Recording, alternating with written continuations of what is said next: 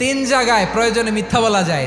এক নাম্বার, আপনার ওয়াইফকে খুশি করার জন্য, সে একটু এরকম না বলে একটু কৌশল করে বললে খুশি হবে, ওটা বলা যায়। দুই নাম্বার, জীবন মরণের ব্যাপার, জান বাঁচানোর জন্য একটু কৌশল করে ঘুরিয়ে বললেন, এটা জায়েজ। তিন নাম্বার, দুইজন ঝগড়া লাগছে, তাদেরকে মিলিয়ে দেওয়ার জন্য কৌশল করে একটু মিথ্যা বলা, ঘুরিয়ে বলা যায়। দুইজনের মধ্যে দেখলেন যে সম্পর্ক খারাপ, একজনরে বললেন, ভাই সে তো ওই দিন আপনার ব্যাপারে অনেক প্রশংসা। কি আমার ব্যাপারে প্রশংসা? কি বললো? এই বললো আপনি নাকি এই করছেন ওই করছেন, অনেক প্রশংসা। লোকটার মন খুশি হয়ে যাবে তার ব্যাপারে, ঠিক কিনা?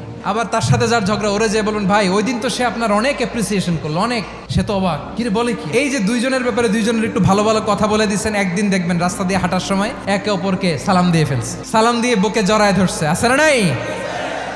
আবার মিলমিশ হয়ে গেছে। কিন্তু আমাদের স্বভাব হইলো, দুই প্রতিবেশী যদি একসাথে বসে একসাথে হাঁটে, দূর থেকে দেখলে আমাদের জলে, আছে না নাই?